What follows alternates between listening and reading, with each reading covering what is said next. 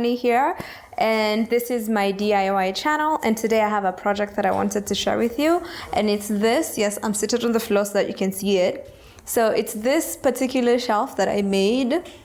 I don't know what you can call it, but I made this because I didn't want to have a TV stand. Wow, kids.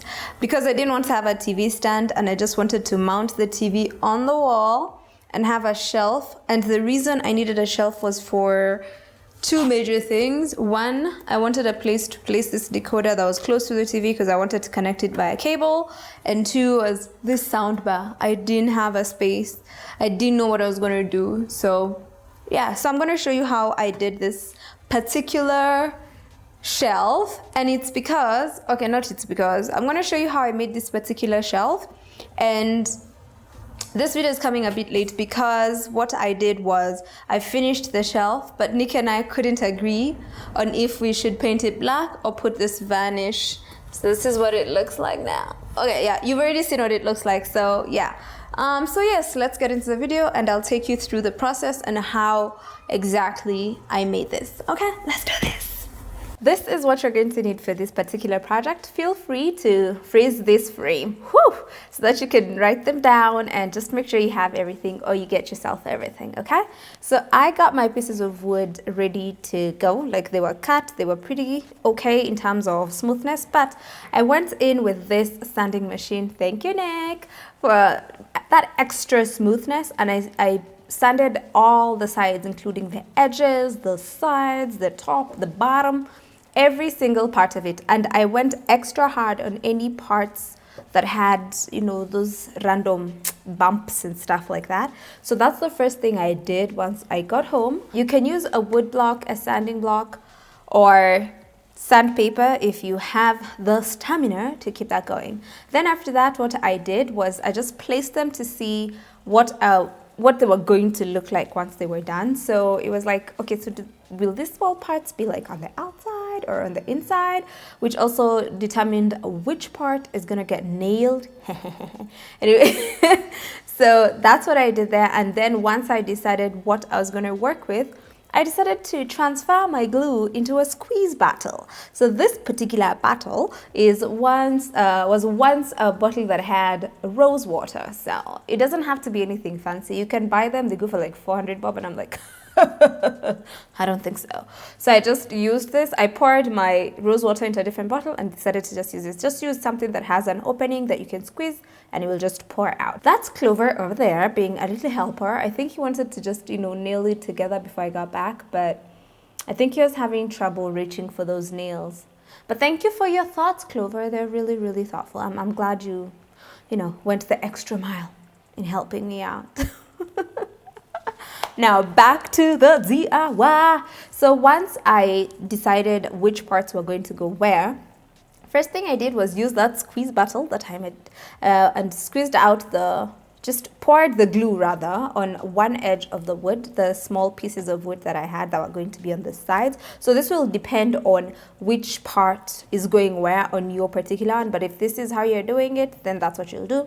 So at first I was like being fancy using a thingy to just smoothen it out. But then, you know, I ended up just using my fingers because, you know, it was easier. So I did that and then I nailed it into place. So this is me doing the same on the opposite side of that particular piece, just repeating the process. So just pour your glue and then nail it down. So I used one large 1-inch nail, which was like in the center. This is what was going to hold all the weight. And then I used smaller nails around it, like 4 of them. So in total, there were like about 5 nails. So just do that. And then once that is put in place, you're just gonna flip it over and do it to the other side. So that's me now doing that large one. And then I also realized sitting on this piece of wood helped it not move, because with the other one I was struggling because it was moving back and forth. So just flip it over.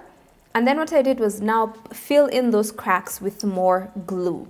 So the thing is here, a mistake I made was I did not clean up the excess glue around the cracks. So what you're going to do is after you fill in the gap, just take a wet cloth and just wipe all the excess glue that's on the edges, on the sides, that's not in the kashimo itself.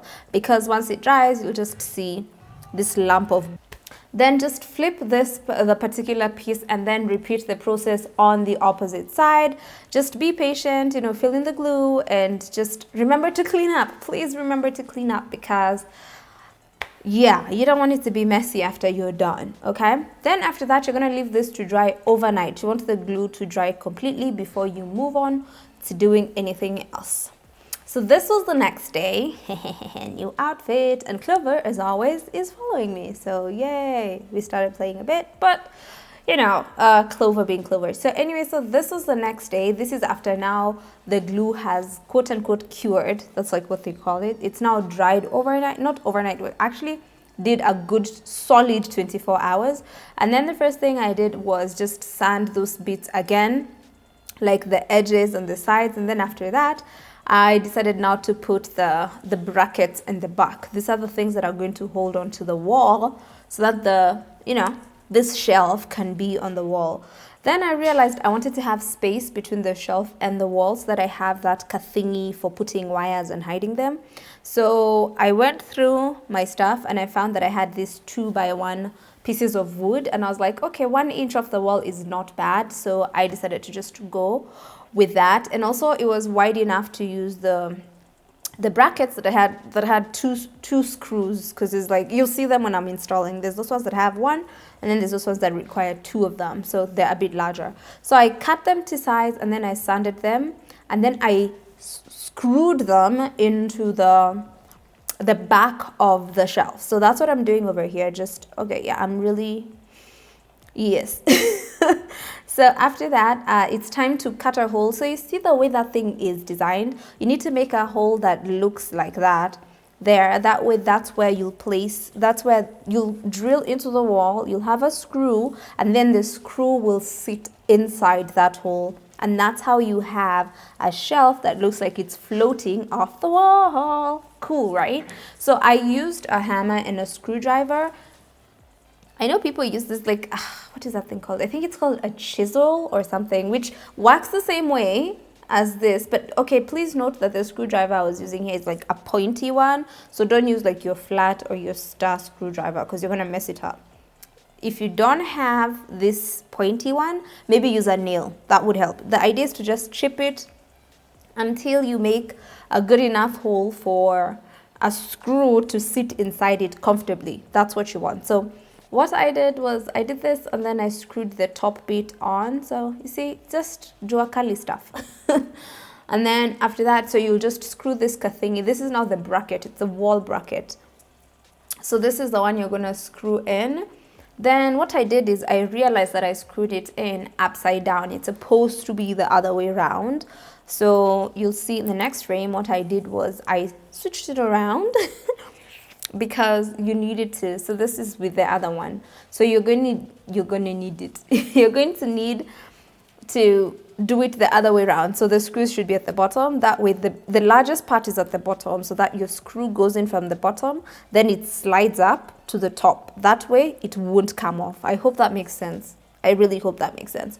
So I just, decided to remove that and just make the hole a lot larger on the opposite side as well, and then just screw that wall bracket back in, and then it was ready to go. Okay, so that's what I'm doing over here. Again, just Jokali stuff. I'm using a box cutter, screwdrivers, and my hammer. That's all I used for this. So if you don't have a chisel, don't feel weird. I really do hope it's called a chisel though, because then I'll just be saying chisel, and that's not what it's called, So after that, this is taking too long. Finish Muthoni. Then just screw that in. That's how you want it to look when you're putting it on the wall. Then after that, you are done after you screw that in, and it was time for me to paint. So initially we were torn between doing varnish and doing black, but then I was like, a lot of the stuff around there is already black, so I wanted something to bring in this earthy tones and stuff. Look at me trying to be deep. No, I just wanted the wood to like shine through, because even when I was picking these pieces of wood, because I was looking at, do they have any patterns? Is there something you can see within the wood itself? So we ended up deciding to just do the varnish, which I think was an awesome idea. So this is what I was doing here, just painted it, and it was ready after I let it dry. And then I positioned it on the wall. So what I did was I screwed the wall and that's a hole in the wall. Then I put a wall plug and a screw, and that's what's going to hold it. Then I decided to just organize my cables so that they stop looking ratchet and, you know, being weird. So I use this thing. I don't know what it's called. I just know it's used to make your cables look neat. That is all I know. And also it's like pretty cheap. Like you can get a whole, I think 1 meter, 2 meters for 100 bob. So yeah, I cut it to size, used hot glue. I was going to use double-sided tape, but then I ran out. So I decided to just use hot glue gun and then just pangat my cables in there. And then you cover it with that top and everything looks nice and neat and you is done. Okay, so that is today's DIY. So this is how the shelf turned out, and I really, really, really like it. And I love how that varnish makes the wood shine. So it's pretty awesome. I'm glad we went with the wood.